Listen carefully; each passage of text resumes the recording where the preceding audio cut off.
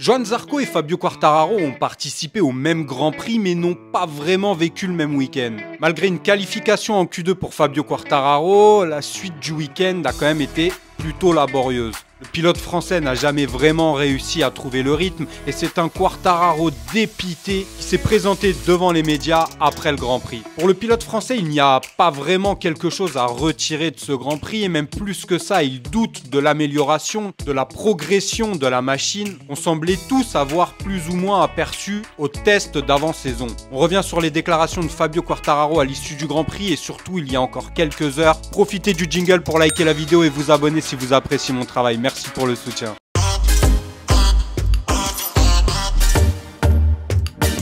Dans le camp de Yamaha, on n'est pas vraiment à la fête. Alors oui, il y a eu les tests de pré-saison, mais qui vraisemblablement ont trompé un peu tout le monde. Moi-même, je pensais que Yamaha avait quand même fait un step en avant, voire même avait progressé plus que la Honda, et visiblement ce n'est pas le cas. Fabio Quartararo doute même que la machine ait réellement progressé. Tout le monde en attendait plus de Yamaha, et Fabio Quartararo y compris. Alors, il se bat comme toujours, il s'est qualifié en Q2, mais n'a pas réussi à faire mieux qu'une 10e position en sprint, puis une 15e position lors du Grand Prix. Alors oui, il a été percuté par Bezzecchi au premier virage. Et d'ailleurs, c'est un miracle que Fabio n'ait pas chuté, vu qu'il prenait l'angle pour prendre la courbe à ce moment-là.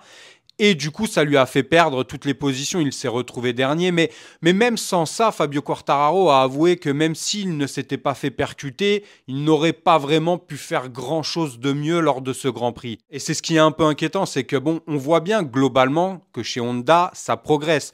Zarco a fait un week-end magnifique, mais il n'y a pas que Zarco qui a progressé. On voit que les autres pilotes Honda progressent également. Alors que chez Yamaha, c'est compliqué, laborieux, difficile pour tout le monde. Malgré le fait que Yamaha ait changé beaucoup de choses dans l'organigramme, recruté des personnes à des postes clés, réussi à trouver enfin un team satellite avec un team qui a beaucoup d'expérience, avec Pramac, qui connaît beaucoup les Ducati, deux pilotes d'expérience comme Miguel Oliveira, qui s'est blessé malheureusement, et Jack Miller. Mais pour l'instant, il n'y a pas vraiment de progression, d'amélioration. Et forcément, Fabio Quartararo, il en attendait plus et il est dépité. On revient sur les déclarations de Fabio Quartararo de suite. Le rythme n'était pas là. On a essayé de garder un petit peu de pneus pour la fin, mais finalement, c'était mieux de pousser au maximum dès le début et de voir comment le pneu réagissait. Malheureusement, on n'a rien eu et la performance n'était pas là. Pour moi, il n'y a pas de positif ce week-end. Je ne pense pas que l'on peut vraiment retenir quelque chose. Peut-être que le rythme sur un tour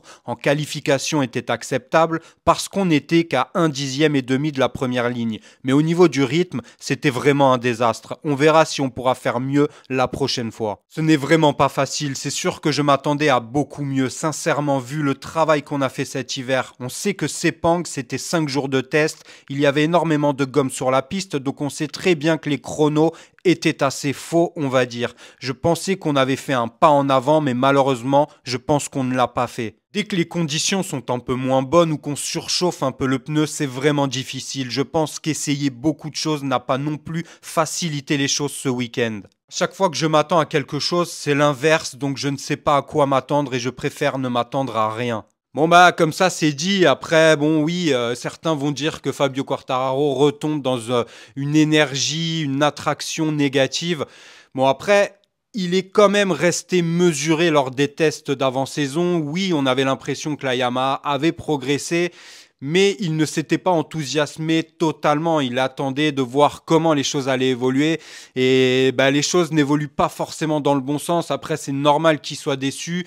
Il met beaucoup d'énergie, beaucoup de travail. Il croit en ce projet. Et finalement, ça prend quand même beaucoup plus de temps. Surtout quand on voit Honda progresser. Imaginez, dans la tête de Fabio Quartararo, Honda était derrière Yamaha l'an dernier. Et là, il se retrouve devant. Donc, Yamaha est en grande difficulté.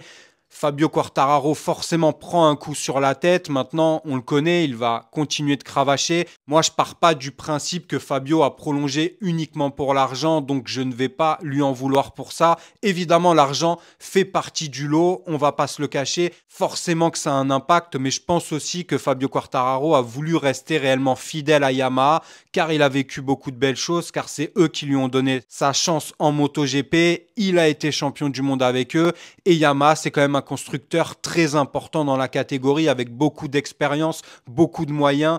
Et Yamaha fait tout pour renaître de ses cendres, fait tout pour progresser. Ça met du temps, forcément, il n'y a rien de mathématique. On ne peut jamais prévoir à l'avance ce qui va se passer. Et je comprends quand même la déception de Fabio Quartararo. Maintenant, on espère, on croise les doigts, en espérant que Yamaha va progresser rapidement, trouver au moins un angle de travail qui puisse être constructif et porter ses fruits sur cette saison. Sinon, ça risque d'être très compliqué pour Fabio. On se retrouve dès vendredi pour une prochaine vidéo. Pensez à liker et surtout à vous abonner si vous appréciez mon travail. Merci pour le soutien. À vendredi sur Vincent GP. Ciao.